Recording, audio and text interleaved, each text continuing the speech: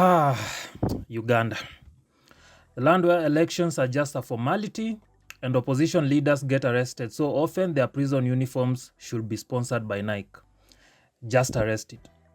But today's episode isn't about Uganda's greatest hits of dictatorship. No, it's about a wild claim circulating on Twitter, X if you will. The streets are saying that Kenyan President William Ruto are responsible for Kizza Besigye's arrest. Point of correction, President William Ruto is responsible for Kizza Besigye's arrest.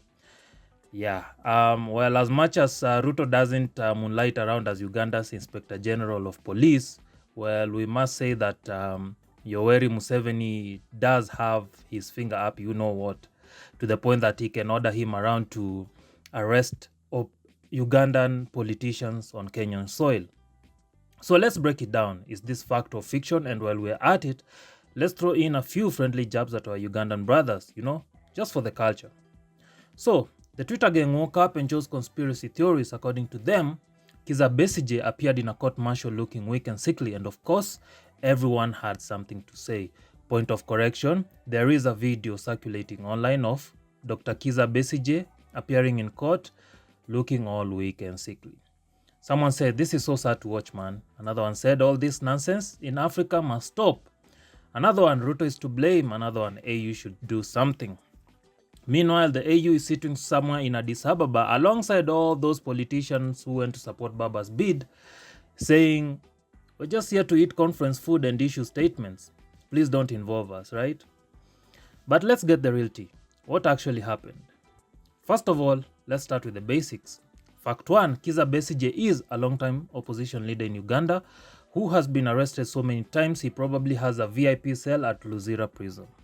Fact number 2, Uganda under Yoweri Museveni has a rich tradition of arresting opposition figures like it's a national sport. Fact number 3, Kenya is not responsible for Uganda's legal system. Museveni doesn't even take orders from his own cabinet, let alone from Nairobi.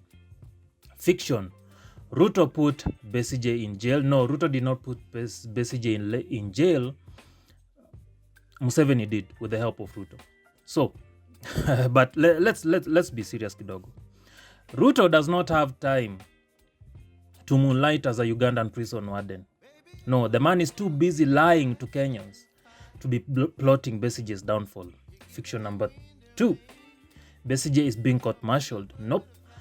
He's a civilian. Uganda can try to play funny games, but a court-martial is legally questionable. The last time they tried pulling that on civilians, international pressure made them back off real quick. But this time around, I highly doubt it because you know of the person sitting at the top seat in the USA, which I'm not saying has to do with anything on African politics, but hey, if history serves me right,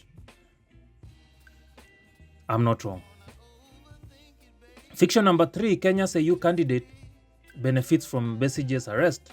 Yo, what does Uganda's politics have to do with Kenya pushing for Raila Odinga's AU leadership? It's like saying Manchester United is struggling because KPLC did a blackout in Nairobi. Zero connection. Okay. See what I did there? Zero. Okay. So Uganda, you guys let one man rule for 38 plus years. Then act shocked when opposition leaders get arrested. Kenya sneezes and Uganda catches a cold. Even Museveni's own son, Muhoozi, spends more time tweeting about Kenya than focusing on Uganda. Number 3, Uganda bravery levels are just questionable. Musami on Twitter said it best. Besigye is a one-man army while the rest of you all just watch. If Kenya had a Besigye, that courtroom would be ashes by now. This is actually a fact. If going by the last Finance Bill 2024 protest in Kenya, you saw what we did to our parliament. We don't play around, man.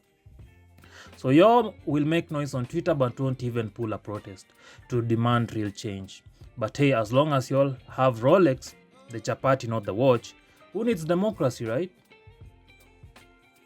At the end of the day, this is just another Ugandan political circus. Besigye gets arrested, people tweet, Museveni sips his tea, and nothing changes.